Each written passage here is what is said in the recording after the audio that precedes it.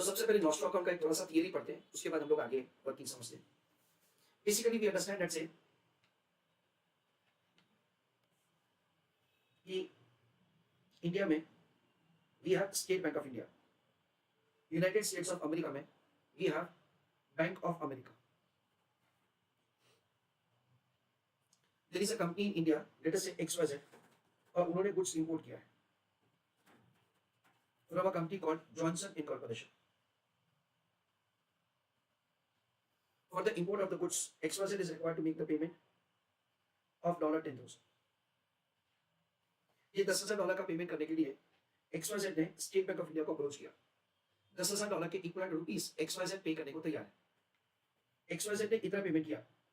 For example, the exchange rate is 80, so 80 into 10,000, that comes to $8 lakh. I'm sorry, 8 lakh rupees.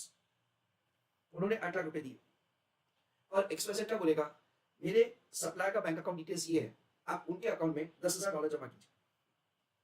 तो India का, that is India में जो bank है, that is state Bank of India, उनका एक account होता है बैंक ऑफ अमेरिका में।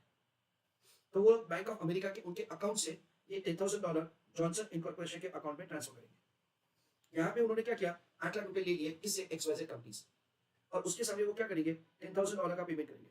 किसको, लाइक जॉनसन इनकॉर्पोरेशन। ये $10,000 का जो पेमेंट होगा वो उनके नॉस्ट्रो अकाउंट से होगा। Nostro account is basically a kind of simple bank account that you have. It is a kind of the bank account which is maintained by an Indian bank in US in dollar currency. उसको nostro account कहा जाता है।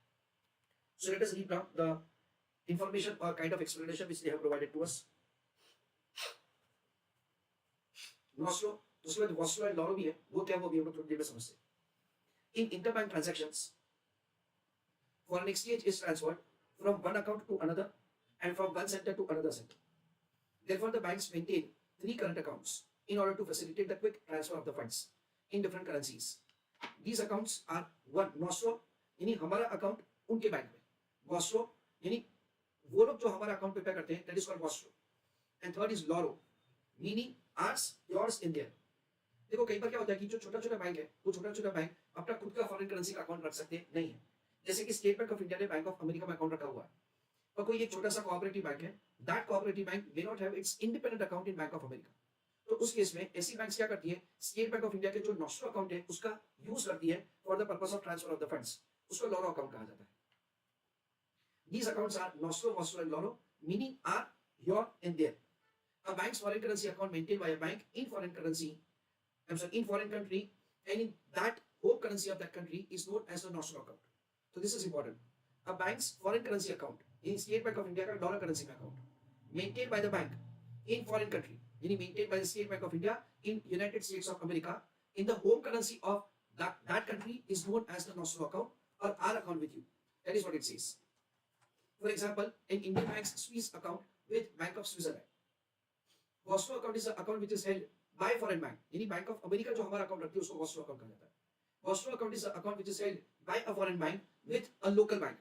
So if the Citibank maintains an account with State Bank of India, it will be Vostro account for State Bank of India. The account which is nostro for one bank is vostro for another. That is what we understand. When domestic banks use the account of third party, जैसे मैं बोला आपको कि कई छोटा bank है कि जिसका खुद का nostro account नहीं है. When a domestic bank uses the account of the third party bank which holds nostro account to settle foreign exchange transaction, these types of the transactions are included under the loro account. Example: HDFC Bank has an account with Citibank, but IDBI Bank does not have any nostro account with Citibank. IDBI has to pay the bill of imported machinery from USA on behalf of its customer. IDBI Bank approaches to HDFC Bank. यानी IDBI ने HDFC को approach किया, asking HDFC to settle the invoice on its behalf कि आप हमारे behalf पे ये transaction करके दीजिए. HDFC Bank worked as an intermediary between the Citibank यानी वहां का bank and IDBI Bank. Next is exchange position. देखो अभी क्या होता है कई बार फ्रेंड्स कि जो nostro अकाउंट है वो अकाउंट कैसा हुआ, एक हमारा एक एक्चुअल अकाउंट हुआ जिसमें जो भी फंड्स आया जो भी फंड्स गया उन सबका रिकॉर्डिंग होगा किसमें, nostro अकाउंट में. अभी nostro अकाउंट में क्या होगा कि सारे के सारे स्पॉट ट्रांजैक्शंस आ जाएंगे, एट द सेम टाइम से कुछ और भी ट्रांजैक्शंस आएंगे, कौन सा वो भी हम लोग समझते हैं. और दूसरा होता है एक्सचेंज पोजीशन. एक्सचेंज पोजीशन का मतलब क्या हुआ कि सपोज कि हमने हमारे कस्टमर के बिहाफ पे, हम कौन है, स्टेट बैंक ऑफ इंडिया, हमने हमारे कस्टमर के बिहाफ पे एक फॉरवर्ड कॉन्ट्रैक्ट किया है. यानी कि हम लोग फॉरवर्ड में क्या करने वाले हैं, डॉलर करेंसी परचेस करने वाले, डॉलर करेंसी सेल करने वाले, तो उसका इफेक्ट नॉस्ट्रो अकाउंट में भी नहीं आता है, तो क्योंकि वो तो फॉरवर्ड कॉन्ट्रैक्ट है, यानी कि अभी वो कॉन्ट्रैक्ट एग्जीक्यूट करने का बाकी है, तो वो यहाँ पे एक्सचेंज पोजीशन में आ जाएगा। एक्सचेंज पोजीशन को क्या बताता है कि क्या हम लोग बाय करने वाले हैं और क्या हम लोग सेल करने वाले हैं। It is referred to total purchase or total sale commitment of the bank to purchase or sell foreign exchange whether actual delivery has taken place or not। यानी इसका मतलब क्या कि अभी उसका ट्रांजैक्शन हुआ है या तो फ्यूचर में होने वाला है। In other words, all transactions for which the bank has agreed with the counterparty are entered into the exchange position on the date of the contract. That is what we understand is the exchange position.